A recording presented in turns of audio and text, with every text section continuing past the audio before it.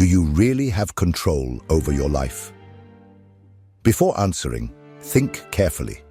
Did you choose your desires, your beliefs, your fears, or were they implanted in you by your family, by society, by experiences you don't even remember?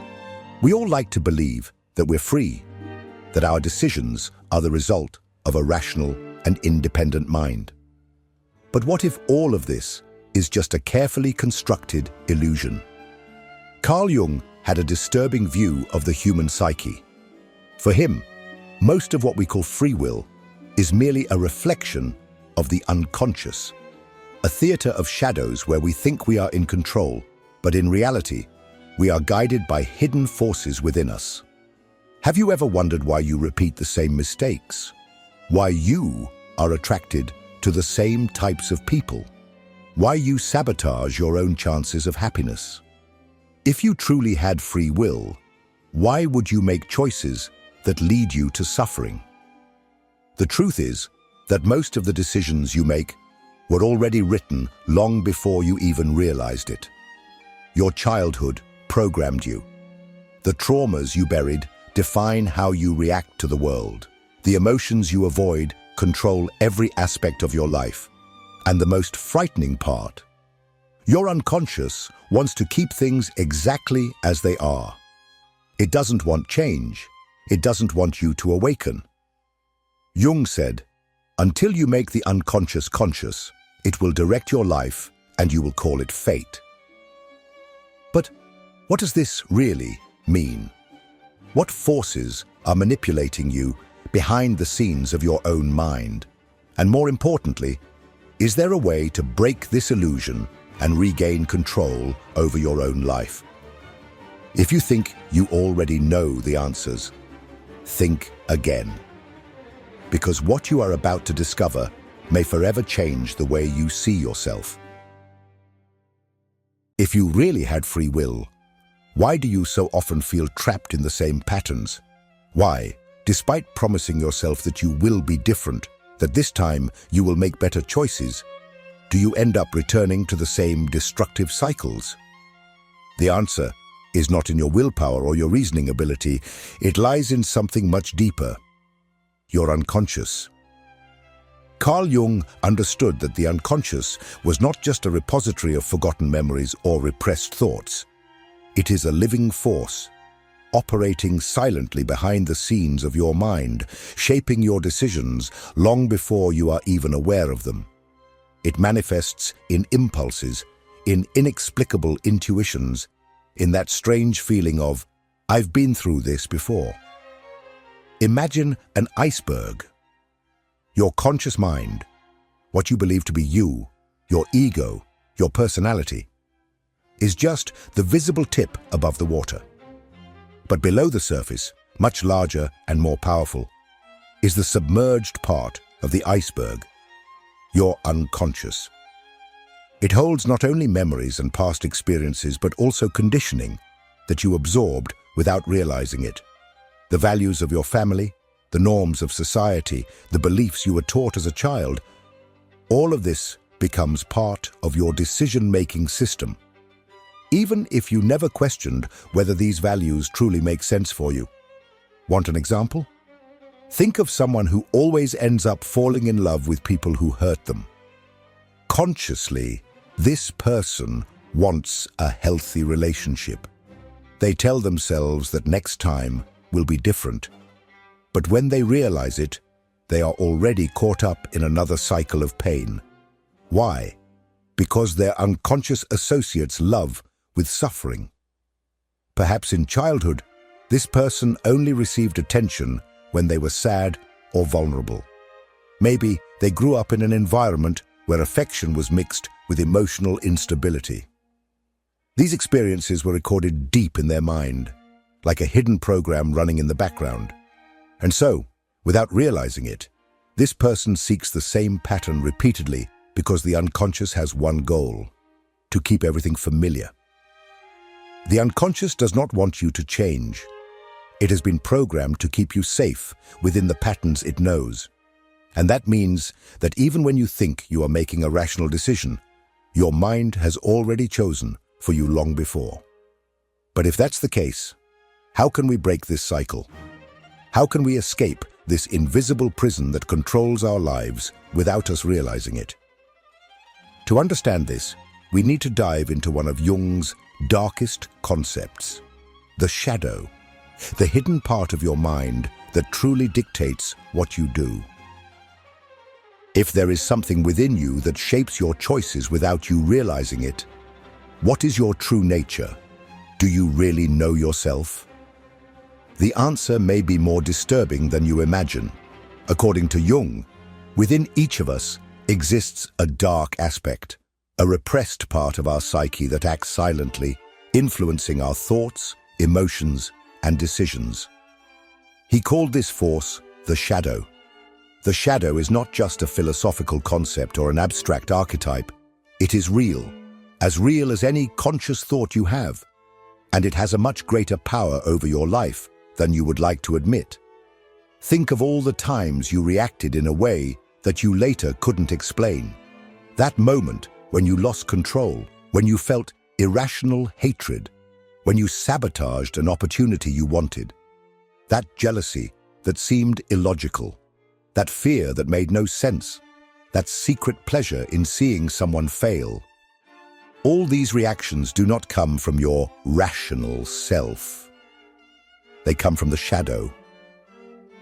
Since childhood, we are taught to hide certain parts of ourselves. You cannot be selfish. You cannot feel anger. You cannot be vulnerable. So, what do? We bury these emotions and pretend they don't exist. We create a mask, an acceptable persona for the world, and convince ourselves that we are only this idealized version. But what we repress does not disappear. On the contrary, it becomes even stronger because the unconscious does not forget. It just waits for the right moment to take control. And that is exactly what happens. The shadow manifests in unexpected ways. It appears in our projections, when we judge in others what we do not accept in ourselves. Have you ever noticed how certain behaviors of other people deeply bother you? How that arrogant colleague irritates you, perhaps because he expresses a confidence you wish you had? How someone who is too impulsive makes you angry, perhaps because you were taught to always repress your desires? This is the shadow projecting itself onto others. But it also manifests in even more dangerous ways.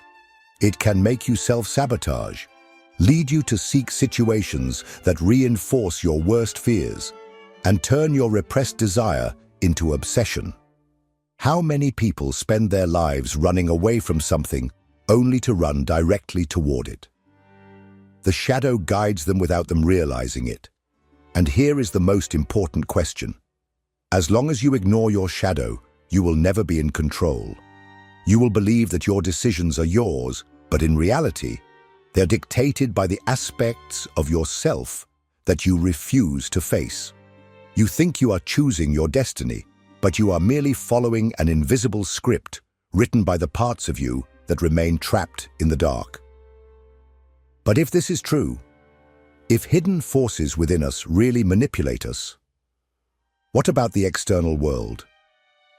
Are we also conditioned by something even greater, something that influences us from the moment we are born? To understand this, we need to look beyond ourselves and question one of humanity's greatest illusions: the idea that we are independent individuals in a free society. If your unconscious is already manipulating you on an individual level, imagine what happens when we add to that the impact of an entire society programmed to control the way you think, act, and even feel. From the moment you were born, even before you were aware of yourself, you were already being shaped by something greater than your own psyche. The world you live in, the culture that surrounds you, the invisible rules that tell you what is right and wrong. All of this forms a mental labyrinth from which few people can escape. Think about it. Did you choose your beliefs? Or were they implanted in you through your family, school, media, and religion? Since childhood, you have been taught to obey certain norms, to avoid certain behaviors, and to desire specific things. You were not born wanting a stable job, a beautiful house, and social acceptance. These were ideas that were introjected into you without your realizing it. You believe you want these things because it is normal. But the question that almost no one asks is, normal for whom? Society does not want you to be a truly free individual. It wants you to fit in. It wants you to follow a predetermined path, a predictable cycle of study, work, consumption, and obedience. And to ensure that you do not stray from this path, it uses one of the most powerful mechanisms that exist, emotional programming. From an early age, you learn that deviating from the expected brings consequences. You learn to feel guilt when you think differently from the group. You learn to feel fear when you challenge an authority. You learn to desire what everyone desires, because the worst punishment for the human mind is isolation. But what happens when everyone around you has also been programmed in the same way? We create a system where each person reinforces the illusion of the other. See how this works? Social media sells an idea of happiness based on consumption and external validation. You need to travel, have a perfect body, and always be successful, because if you don't do that, you feel like you are failing. But who defined this standard? Why do you feel this need?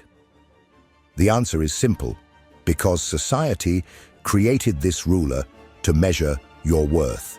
And thus, you become a prisoner of an endless search for something that was never truly your desire. But perhaps the most brutal example of how we are controlled is the very concept of morality. Jung believed that much of what we call right and wrong does not come from an absolute truth, but from collective conditioning. You follow rules that you have never questioned. You avoid certain behaviors not because you have deeply reflected on them, but because you were taught to fear or reject them. And the most dangerous part, you believe that these rules were your choices. But what if all of this is just a great illusion? What if the freedom you think you have is nothing more than an invisible prison? If society can manipulate what you desire, what you fear, and even what you consider right and wrong, how can we trust any choice we make? Is there a way to escape this cycle? To answer this question, Jung left us a clue, a place where the true desires of the soul reveal themselves without censorship, where the masks fall away, and where we can see what really controls us: dreams. If there is a place where the currents of social conditioning cannot hold you, where the rules you follow in waking life cease to exist, that place is the world of dreams. Jung believed that dreams were much more than mere fragments of meaningless imagination. They were direct messages from the unconscious, trying to show you something that your conscious mind refuses to see. While we are awake, we wear masks, conform to patterns, and rationalize our choices. But when we sleep, the truth comes to the surface. Think about your own dreams. How many times have you woken up after a strange dream and wondered, what the hell does this mean? Perhaps you dreamed that you were trapped in a maze, always returning to the same place, unable to find the exit. Or maybe you dreamed that you were running away from something, but you didn't know exactly what. Or even more intriguingly, you dreamed of a version of yourself that seemed different, freer, bolder, more authentic. These are not just delusions of the mind. They are symbols, coded messages from your unconscious showing you what you do not want or cannot see when you are awake. Jung realized that our dreams often reveal the desires and fears we repress. They expose the parts of us that have been banished to the shadow, the impulses we deny, the traumas we bury, the truths we are not ready to accept. Imagine someone who spends their whole life striving to be a good, controlled and disciplined person, but who, in their dreams, sees themselves committing impulsive, aggressive, or even forbidden acts. Does that mean this person is bad? No. It means that there are parts of their psyche that have been repressed and are now trying to emerge, to be recognized. Dreams are the mirror of what truly moves us. Someone who feels comfortable in their routine, but constantly dreams that they are lost, may be repressing a deep need for change. Someone who, in waking life, prides themselves on their rationality, but in dreams is overwhelmed by intense and uncontrolled emotions, may be suffocating essential parts of themselves. The unconscious does not lie. It always finds a way to express itself. But the most frightening thing is that often dreams reveal that our choices are not really ours. How many times have you dreamed that you were following a path, but suddenly realized you didn't know where you were going, or that you were trapped in a strange house full of doors but unable to get out? These images are metaphors for what happens in real life. We follow directions we never question, trapped in cycles that seem familiar, but we do not know where they came from. The question that remains is, if our dreams are a window into what we truly want and fear, what can we do with this knowledge? How can we use this symbolic language to regain control over our lives?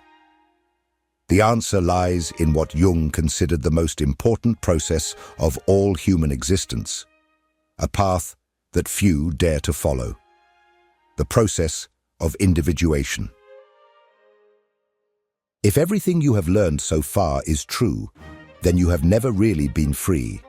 Your choices have been influenced by the unconscious, your beliefs shaped by society, and your hidden desires only reveal themselves when you sleep. But if free will is an illusion, does that mean we are doomed to live as puppets, trapped by forces we cannot control? Jung believed not. He knew there was a way to escape this invisible cycle. But that path is not easy. It requires you to face the hardest truth of all, the truth about yourself. This process has a name: individuation, and it is your only chance to become truly free. Individuation is the process of integrating all parts of your psyche. This means looking at your shadow and recognizing the aspects of yourself that you are afraid to accept. It means questioning the beliefs you carry as your own, but which, deep down, were implanted in you by others. It means understanding that many of the things you desire may not actually be your own wishes, but rather reflections of what you were taught to want. The first step to breaking the illusion of free will is to accept that you are not in control as much as you think. As long as you continue to believe that your decisions are purely rational, that your fears have no influence over you, that your past does not shape your reactions in the present, you will continue to live as a prisoner without realizing you are in a cell. The second step is to bring to light everything that is hidden in the unconscious. This means observing your automatic reactions, your repetitive patterns, the moments when you act without thinking. It means paying attention to your dreams because they carry messages that your conscious mind ignores. It means reflecting on the behaviors of others that irritate you the most because they are often a mirror of the repressed parts within you. But the third step is the hardest of all: to act consciously against the conditioning that keeps you trapped. This means challenging your beliefs, breaking patterns that you follow without questioning, choosing paths that may scare you but are genuine to who you really are. This is the moment when you begin to shape your own existence, rather than just reacting to what has been imposed on you. Individuation is not a destination, but a continuous process. You will never reach a point where you are complete because your psyche is alive, dynamic, always evolving. But each step on this path means reclaiming a piece of your true self, a piece that was once hidden by the shadows of the unconscious. And now we come to the final question. If most people live their entire lives without ever realizing this invisible prison, what happens to those who see the truth? If you dare to look beyond the veil and perceive the illusion of free will, how will this change your life? And more importantly, how will it change the way others see you? Most people will never realize they are trapped. They will spend their entire lives following an invisible script, believing that their choices are their own, that their desires are authentic, that their beliefs are the result of an independent mind. And perhaps it's better this way, because seeing the truth comes at a cost. Once you perceive the illusion, you can no longer go back. Jung knew that awakening to the reality of the unconscious does not bring comfort, but rather discomfort. When you understand that a large part of your life has been controlled by forces you could not see, a strange feeling arises, a mix of liberation and anguish. You are no longer just a piece on the board, but now carry the responsibility of deciding who you really want to be. And that is frightening. Look at the people around you. See how many of them live trapped in the same patterns, making the same mistakes, justifying their actions without ever questioning the roots of their own behaviors. They believe they are in control. They believe they know who they are. But you now know it is not quite that way. The unconscious controls more than we want to admit. And here lies the true dilemma. What to do with this knowledge? You can ignore it and continue living as before, pretending you never saw the truth. Or you can start applying what you have learned, observing your own impulses, challenging your beliefs, questioning your desires. But be prepared. Society does not like those who awaken, because those who see beyond the illusion become a threat to those who are still asleep. Now, I want to know from you, what was the moment in your life when you realized you were not really in control? Was there a situation, a mistake, a pattern that repeated itself so many times that it finally made you question whether you truly had free will? Comment below. Your experience can help more people reflect on this. And more importantly, don't stop here. If you really want to understand how the mind works and how these invisible forces continue to shape your life, watch the next video.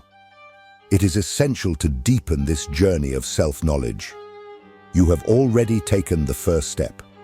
Now, keep going.